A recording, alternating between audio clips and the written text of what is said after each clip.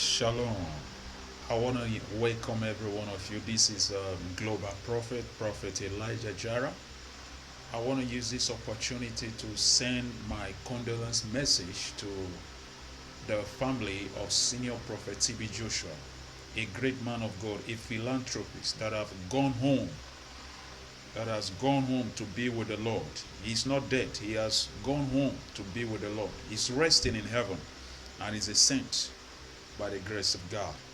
So I want to use this opportunity to send my condolence message to the family of Senior Prophet T.B. Joshua, his wife, Evangelist Evelyn Joshua, and the Synagogue Church of Whole Nation, and also all Emmanuel TV partners.